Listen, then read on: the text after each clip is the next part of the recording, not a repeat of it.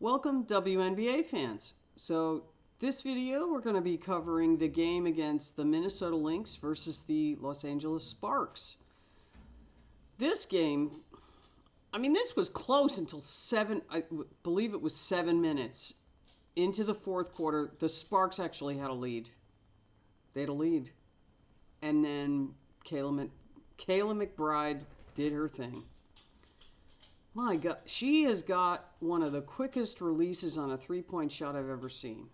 It is half a second between the time she catches the ball and the ball's up.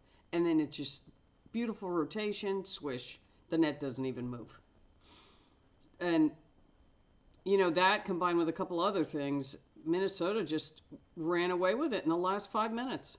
It was like, all of a sudden it was 10 points and then 16. And the Sparks just didn't have an answer. They played hard up until literally 5 minutes. So they played really good for 35 minutes.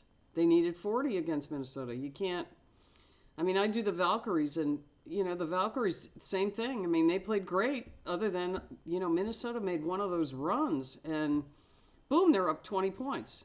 So, it happens to everybody almost. So, Minnesota's very good. And they were without Napheesa Collier. And, the backup center, I'll have to look up her name. She played really well. She got some key rebounds and they fed her and she made oops. So, good for her. Yeah, Maria Kundlikova, K-U-K-L, Kundalikova, I believe it is.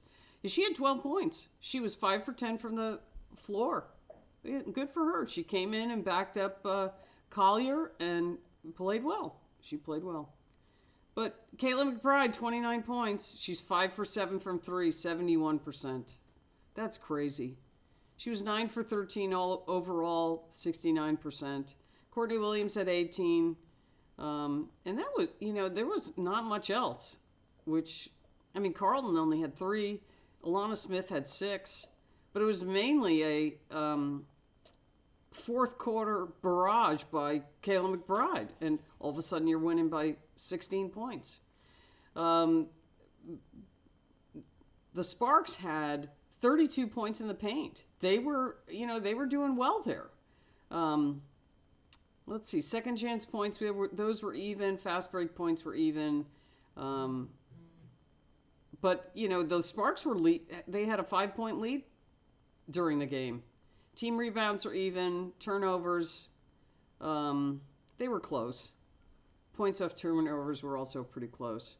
So, the Sparks, they had, they had more people scoring, but they were lower points. Rakia Jackson had 9. Hamby had 13. Stevens had 11, and Kelsey Plum had 15. She shot 37%, but here's the big thing. Plum went 1 for 7 from 3. So they, and Rakia Jackson was 2 for 7. So, they need better percentages out of them. And Sarah Barker, 1 for 6 for 3. Yeah, they just didn't shoot well from 3. And they were in it. I feel bad for the Sparks. They are, they have been playing pretty well, but they're just not pulling it out. I'm not sure. They just need to play for 40 minutes. If they play consistently for 40 minutes and hit some, just a higher percentage of shots. But the quarter scores were Minnesota 21-16 in the first. Then the Sparks outscored them in the second, 19-13. So it was a 1-point game at halftime, and then Minnesota outscored them in the third, and then doubled them up in the fourth, 25-12. And that's the difference in the game. It was basically 5 minutes. But congratulations to the Lynx. What is that? A 16-point win without Collier. So congratulations to the Lynx. Just, Courtney Williams is making great passes and. Let's see how many assists she had. Smith and Kundlikova Maria. I was just going to say Maria. They both had 8 rebounds, so they were in there in the paint. And then Williams had 6 assists. 6 assists and 4 steals. So, good game for her.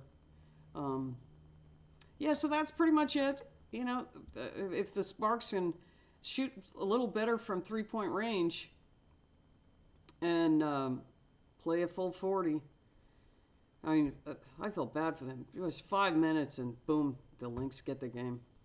But that's why the Lynx are one of the best teams in the WNBA, even without Collier. I don't know why I'm saying that. Anyway, everyone, have a good rest of the day. We got more games today. This is Sunday morning. And enjoy those games.